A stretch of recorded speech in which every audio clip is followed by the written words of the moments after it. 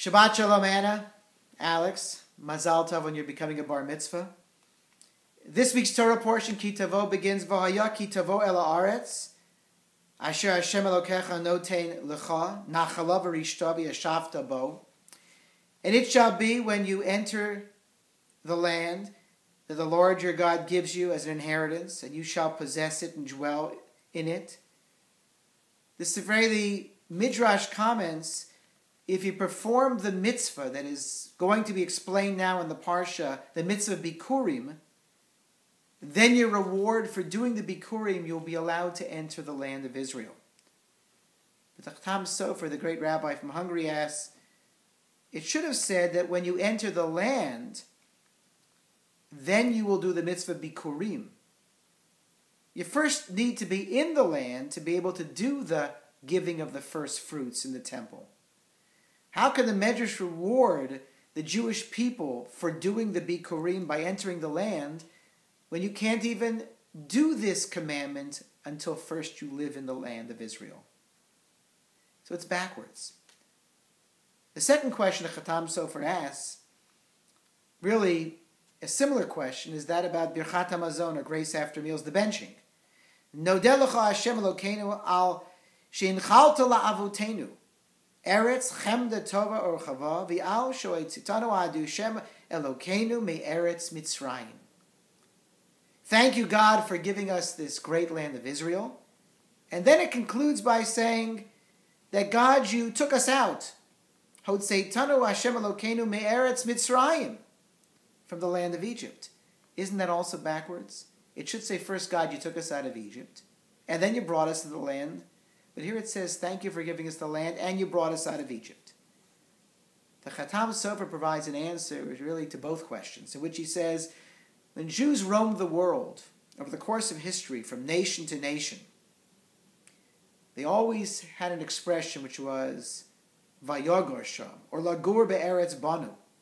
We have come to sojourn in the land, not settle there. They always considered themselves only temporary residents. How long were they in Egypt? 210 years, maybe 400 years. And during all that time, they only saw themselves as being temporary, living there as a place, only as a way station to get back to the land of Israel. Can you imagine Americans? How long have we been living in America? 200 years? 300 years? Not 400 years yet. And for Americans to say we're living here, it's been the greatest experience on earth, outside of the land of Israel.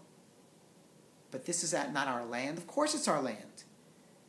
So the Chatam Sofer says this Midrash is teaching you that no matter where the Jews lived, or how long they lived there, they always remembered that Israel was their ultimate home. And they longed for the day where they could return and go home. The same thing in the Birchat HaMazon, in the grace after meals. They thank God for giving our forefathers the land of Israel. And because of their loyalty and ultimate commitment and focus on that land, you took us out of Egypt and you brought us back home. Even when we live thousands of miles away today from the land of Israel, as long as we think about Israel, as long as we make Israel an important part of our commitment and our responsibility, then the land of Israel will always protect us.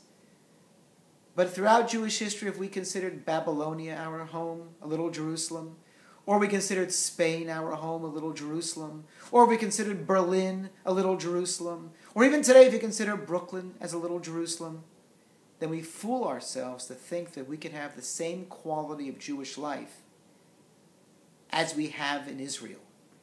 And if that's the case, and we become complacent and say, you know what? Life is so good here. We earn a good living. We have nice schools. We have nice synagogues. We have nice kosher restaurants. And we forget about Israel, then Israel will no longer protect us. This is not a new idea, that Israel keeps all of the Jewish people outside of Israel in the galut, in the exile, safe. It's not an idea that AIPAC came up with 40, 50 years ago, that we have to protect Israel, defend Israel, and think about it, and the Israeli safety. 2,600 years ago, Yeshayahu, the prophet, stated in next week's Torah portion, L'man Sion lo echasher, for the sake of Jerusalem, I will not remain silent. You know, I was one of those rabbis, one of those Jews a number of years ago when President Clinton with Prime Minister Rabin were so hopeful about there would finally be a peace as a result of the Oslo Accords. And they tried to figure out what to do with the final settlement arrangements and what to do with Jerusalem. I truly believed and was willing to accept the fact that we could divide Jerusalem, that we could separate Jerusalem. We were talking about sort of the air rights on the mountain, on the Temple Mount should belong to the Jews and to the Muslims because after all the city belongs to God. Because Jews in general want peace so badly. They're willing to cut and divide and turn themselves into pretzels to make it work. But after watching the Democratic Convention this last week, I must tell you, I was not bothered by the fact ultimately that the Democratic platform left out Jerusalem for the first time. I wasn't bothered by the fact that they put the name Jerusalem back in it, because I do know that politicians do what is politically expedient. They do it on the left, they do it on the right. What shocked me, what truly bothered me, was the fact that not once, not twice, but 3 times I watched on live television and then over and over again on YouTube that half of the Democrats in that hall screamed at the top of their lungs, no, to whether Jerusalem should be seen as the capital of Israel. You know, Jerusalem since 1880 has had a majority population of Jews. You know, Jerusalem has always been seen as the capital of the Jewish people, of the state of Israel. If Israel has a body, then Jerusalem is its soul and its heart. I did 2 weddings last week. After both weddings, we took a glass, and before we broke it, we sang Im Eshkachech Yerushalayim, if I forget thee, O Jerusalem. We break the glass to remember that Jerusalem is not yet a city of peace, that the temple has been destroyed. Every single year at Seder, at the Passover Seder, Jews all over the world proclaim L'Shana Haba B'Yerushalayim, next year in Jerusalem. I think I fooled myself to think, you know what? What's Jerusalem? For peace. And after watching that video over and over again, I now see clearly Jerusalem is not just a symbol. It is the heart and soul of Am Yisrael, of the Jewish people and the Jewish state. And I shouldn't be fooled to think that, you know what, because the Arabs claim that it's their capital of a Palestinian state, therefore it is. Jerusalem has always been the city that was and is and will be the capital of Jerusalem. And therefore what bothered me so much about what took place is that I've forgotten that there are millions of people out there who don't see the Middle East as I do, who don't understand the position of Israel, who truly do not appreciate what the Jewish state has done for peace and what it's willing to do for peace. But now Jerusalem is worth fighting for and worth standing up for. As Isaiah said, Leman Zion, for the sake of Zion, I will not remain quiet. And Alex, in your Torah portion this week in Haftorah, Isaiah comments, the city of God is Zion, Zion. And therefore, if you're a real Zionist, you must pray for, fight for, work for, and speak out that Jerusalem is the capital of the Jewish people.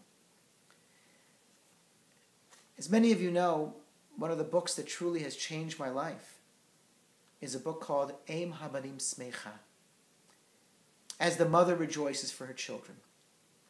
Written by Yisachar Teichtel, a rabbi who was murdered during the Shoah, during the Holocaust in 1945. A rabbi who lived in Czechoslovakia, who watched his entire small town be annihilated.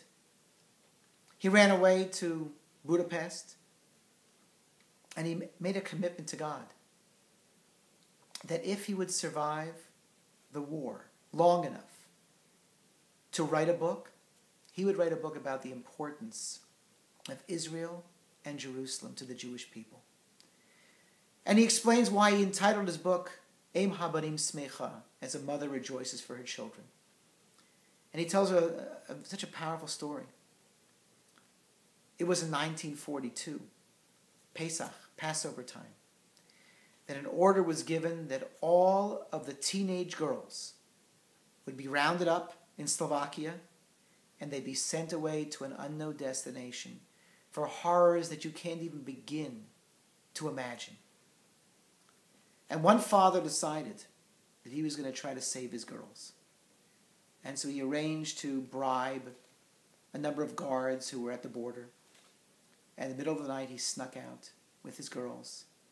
But unfortunately, there was a change of the guard. And he was arrested, and his girls were taken. And they were put in jail. And word got back to the husband's wife, to the girl's mother, that they didn't make it. And she put on black clothes, cut her garments as a sign of mourning, and started to cry and could not be comforted for almost all of Pesach, all of Passover. And finally, the rabbi of Nitra collected a large sum of money and managed to bribe the officials to get the father and the girls out of prison. And they returned back to their village. And the story is told that this mother, who could not be consoled in her grief, but never gave up hope that her girls would return home, they walked in to the yard of their home on the last day of Passover. And when the mother looked up and she, in shock, saw her girls, her tears of sadness became tears of uncontrollable joy. And she was screaming and could not be contained in her happiness. And Rabbi Tessler said, I realized at that moment that the land of Israel is our motherland. It is the mother of all the Jewish people. And just as this mother sat and said, I'll sit and wait as long as I need to for my children to come home, so to the land of Israel waited for 2,000 years with tears and sadness, waiting for her children to come home. And that joy that the land of Israel will experience when her children will come home is why Rabbi Tessler entitled his book about asking the Jews to wake up and to show their commitment and their love for the land of Israel. Eim habarim smecha. Only a mother never gives up hope for her children. In fact, on Rosh Hashanah, next week, we're going to read about Rachel, who could not be consoled when her children were carried into captivity. It's not Abraham, Isaac, and Jacob, and Moses, and Aaron. It's not the men whose tears, whose wishes, whose prayers will bring back the Jewish people. But it's a mother. It's a mother who cannot be consoled as long as her children are in exile, in captivity. And so on this Shabbat, I pray that all of us will serve this Torah portion and serve our people. And it should be a reminder for what took place at the convention this week, that for the sake of Zion, I will not remain silent. I must speak up, because as the convention screamed out 3 times, no, no, no to Jerusalem, I ask Jews all over this great country to respond by saying yes, yes, yes to Jerusalem, our people, our country, and our capital. Shabbat Shalom.